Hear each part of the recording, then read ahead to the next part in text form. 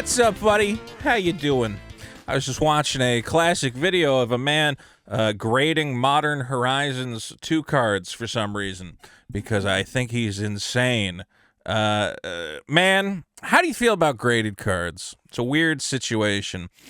I guess it makes sense in Pokemon, where nobody plays the frickin' game and they just want to look at the pretty art. But if you're anything like me, you watch some of these videos about grading. Guys will get a card graded a 6, open the thing, send it back in, get an 8, do it again, send it back in, get a 9.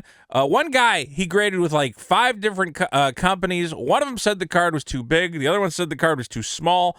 It was insane, the results he got. And it's basically told me, look, the only reason grading exists is to, if you're selling a high-end card, to tell somebody it's in pretty good condition.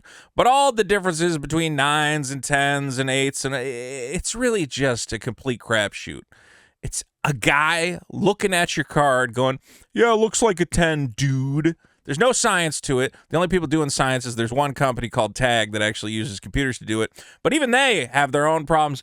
I'm going down a rabbit hole. The point is, I don't like PSA. I don't like grading cards. It's not that I don't like... okay, I'm okay with grading cards. I think it's taken way too seriously.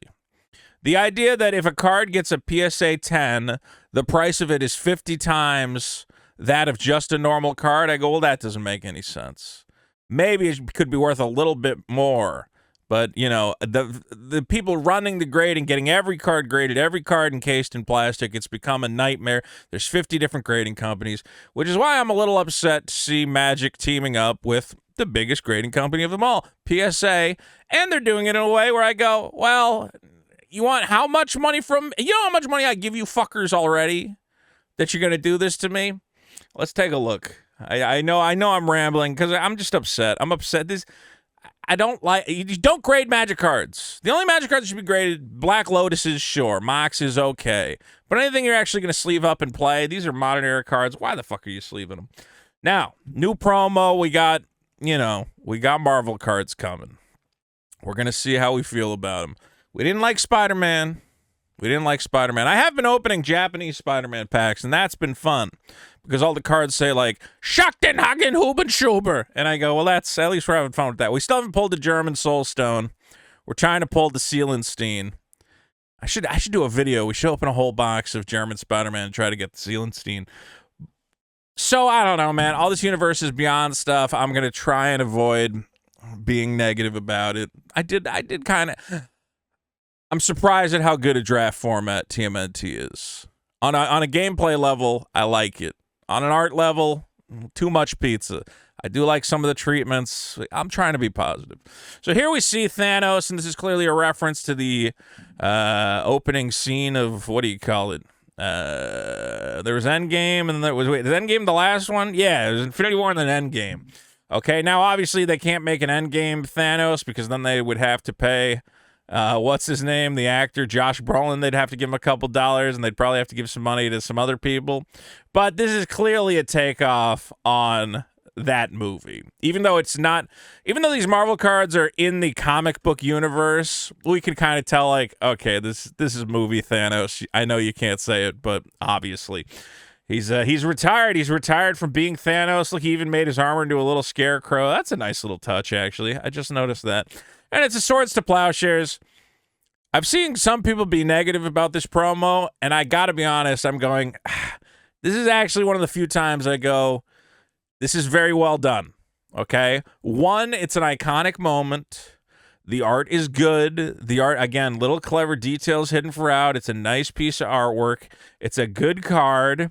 It's not goofy, okay? Didn't they do a Swords to Plowshares for Dwight's? Let me see. Who did Dwight get a Swords to Plowshare? I guess that's kind of the problem. It's kind of the same thing. I mean, I guess that's every Swords to Plowshares is a guy, is a farmer. Okay.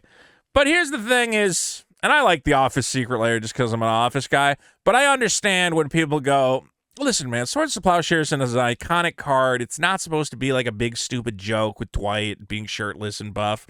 This, I'd say, is perfect. It's an iconic removal spell. It's treated with a little bit of weight. Thanos isn't, jerking off or something. It feels like it fits. It feels like it works. So I said, okay, hey, not a terrible promo card. Do I love Marvel and the universes beyond? No.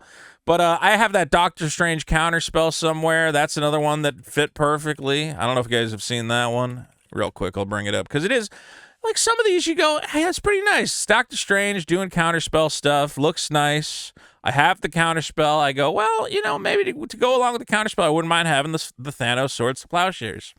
I go, so how do I get this? Do I go to a pre-release? Do I got to sign up for a tournament? What do I do? Well, apparently I have to give my soul to the devil. The devil, of course, being the PSA Corporation, the people who are kind of ruining all the trading card hobbies by convincing people to endlessly buy everything in sight, seal it in a plastic tomb, and sell it for thousands upon thousands of dollars.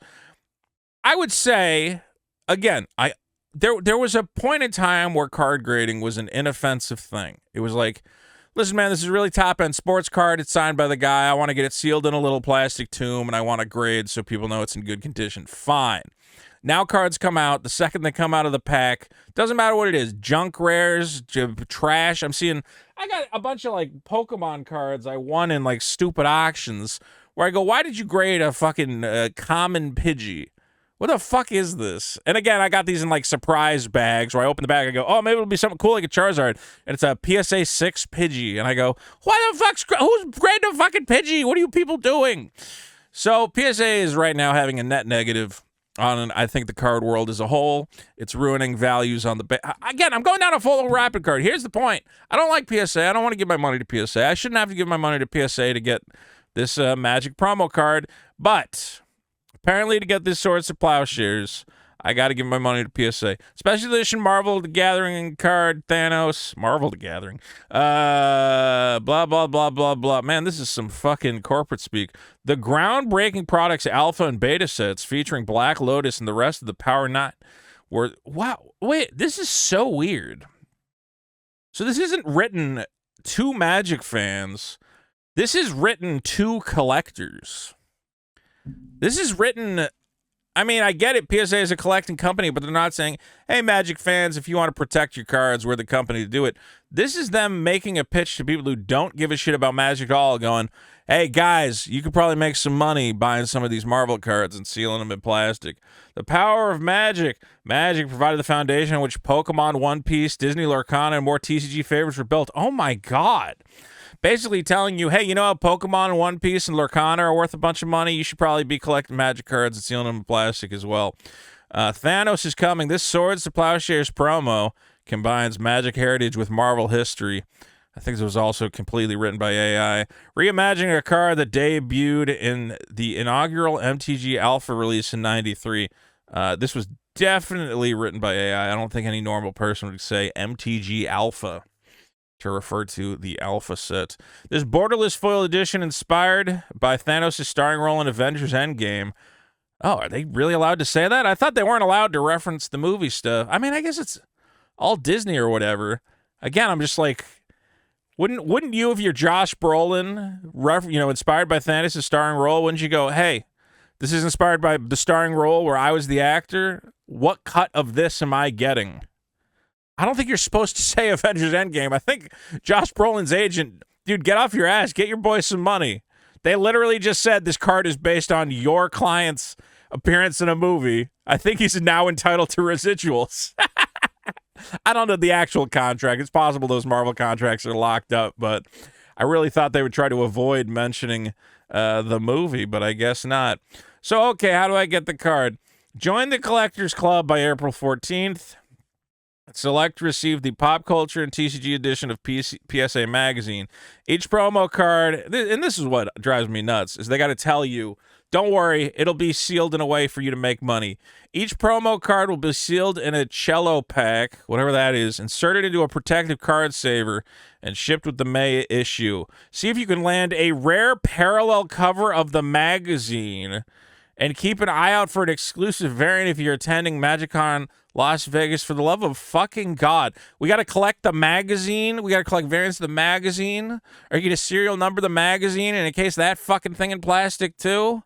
Okay, so to get the card, I got to get the magazine. How much is the magazine? $150. All right, fuck me. Fuck me. I just can. I know this video is going a little too long for what is essentially the reveal that to get one promo card, I got to spend $150 on a fucking magazine. But we're at a weird place with this hobby. I'm watching prices on Magic product go to the moon. Let me give you an example. Okay? I remember, what was it, 2 years ago, 3 years ago? I would go on Whatnot, and I would buy collector boosters of Bloomborough. I really liked Bloomborough. I was trying to collect all the fancy foils. You know, I got a good stack of them. I actually was able to, at one point, GameStop was like, Magic cards, nobody cares about Magic cards. It was buy two, going free on Magic cards. So I bought 6 boxes of Bloomborough. They averaged out to about $200 a box. And I was like, that's great. Great price for Magic. Just a fun game that I enjoy. It's not cheap. $200 for a box of cards is not cheap. But I said, you know, I can afford it, and it is something I like. It's a little bit of a premium hobby I'm into. Box of Bloomborough is now $800. Okay? TMNT just came out. It's not even like an old set that like is not in supply. It's everywhere. But they go, oh, it's Universes Beyond. It's a special thing.